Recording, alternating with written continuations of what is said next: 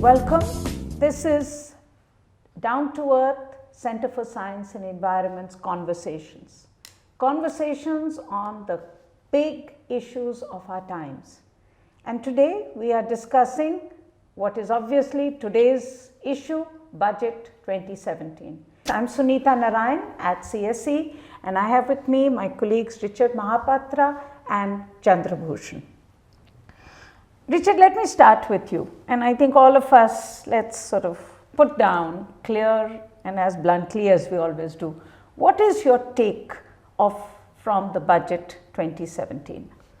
I think the biggest take is not from the budget, rather from the economic survey, which did a very unusual thing and told and analyzed the economy from 1984 till now. And what they found is that the districts of India which need or is getting the maximum fund have the least capacity to spend also, and that's why inequality has widened.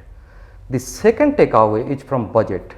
It's a good takeaway. I think it's the budget for the second consecutive year has retained the focus on rural areas. And the third takeaway is that, which is again might be a bit disappointing, is that this is the last functional budget, full-fledged budget for the government. Next budget just before the elections will be just a populist or anything else.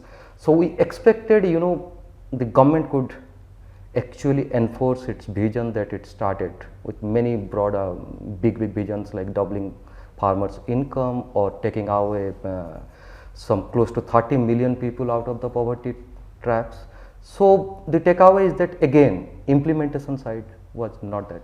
We'll come back to implementation, Richard, but before I come to Chandrabhushan, I think there's also a comment being made, and I think it's an important comment, that at some level this government has shown some amount of discipline, given the fact that you have elections coming up, and it could have been a much more big bang, much more populist budget.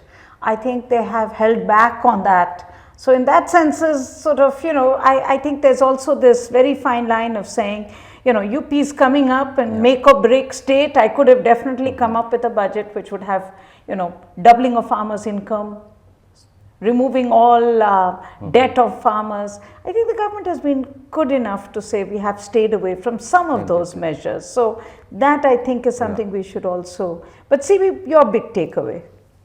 I think the biggest takeaway is that this budget is, environment is absent from this budget. Why do you say that? Well, the finance minister didn't utter environment in his entire speech. Interesting. If you look at the economic survey, considering the fact that we had the worst air pollution in generations in Delhi, pollution is on our face, a river is polluted. Economic survey doesn't give proper mention on all these issues. We are losing certain percentage of our GDP because of pollution. Health is getting impacted, health cost is increasing. And still the economic survey and budget does not reflect the emerging and worsening of environmental situation in the country. So hold that thought, because I want to discuss this further.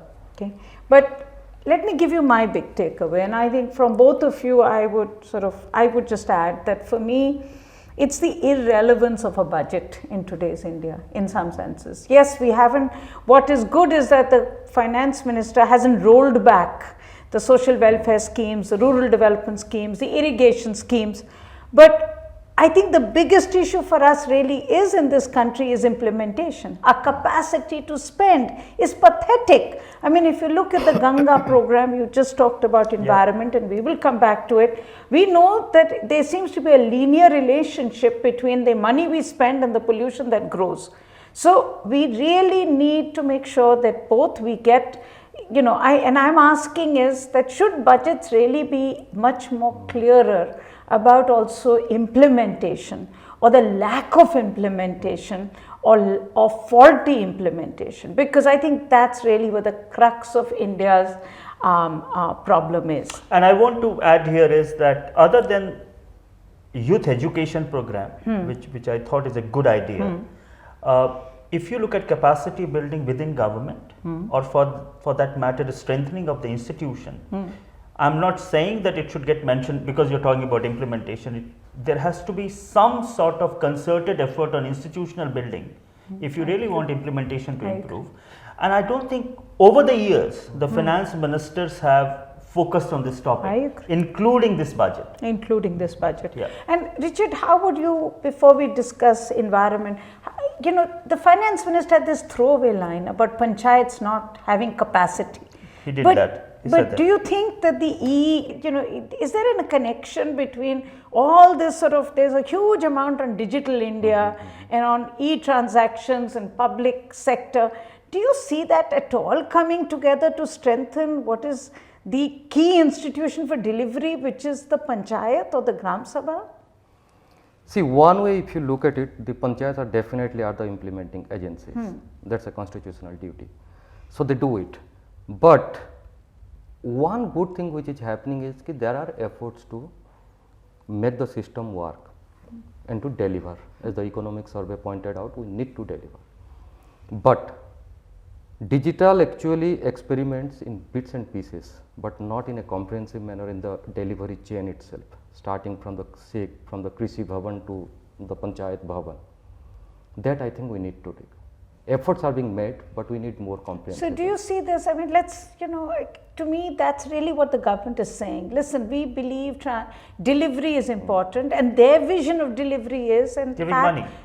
Not just giving money in a targeted manner. That is fine. And but to identify the targets, they are basically doing Aadhaar linked as well as they are doing links through digital India. I just want to add something here.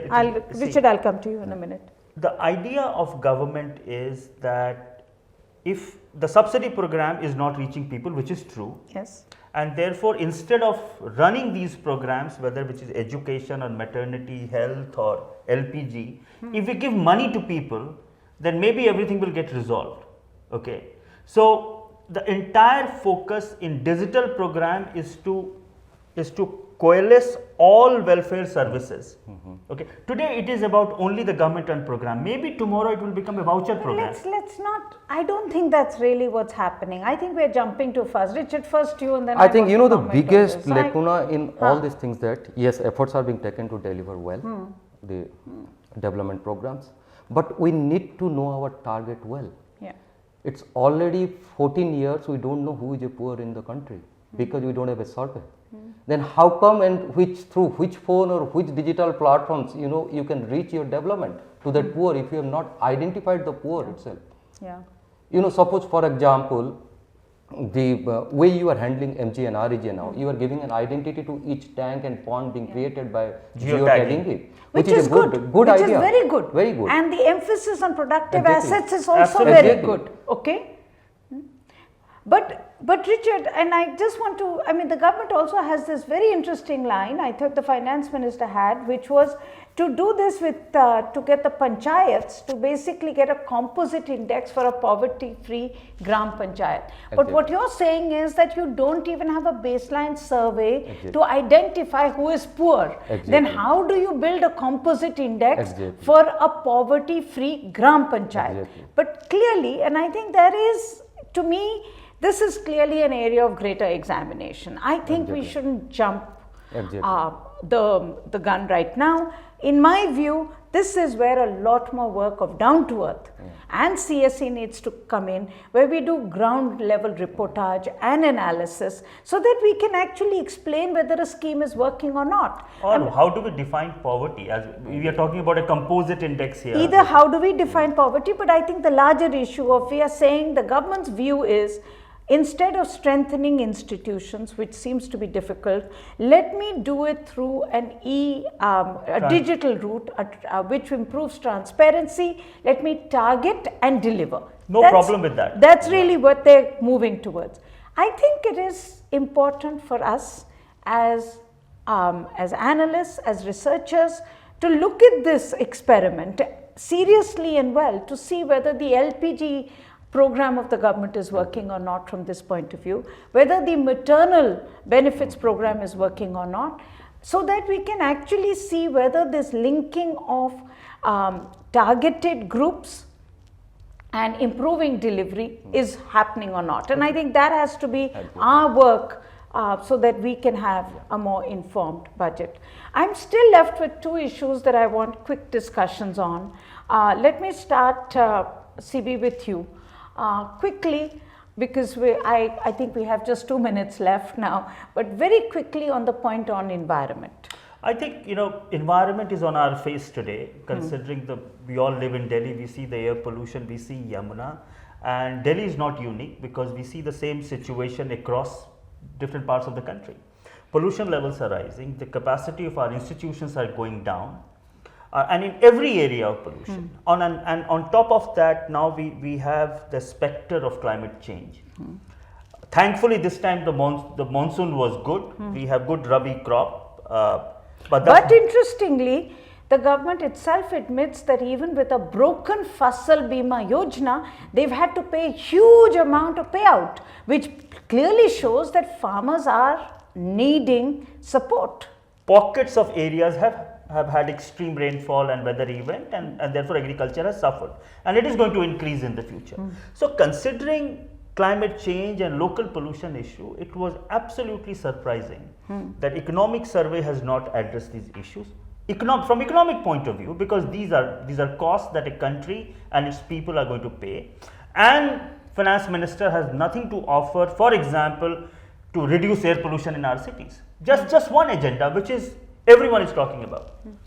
So, if we wind this up, would I be fair in saying that at least from our perspective, the word environment is conspicuously missing in the budget or the economic survey? Yes. An issue which is so big in our face today, we cannot even breathe.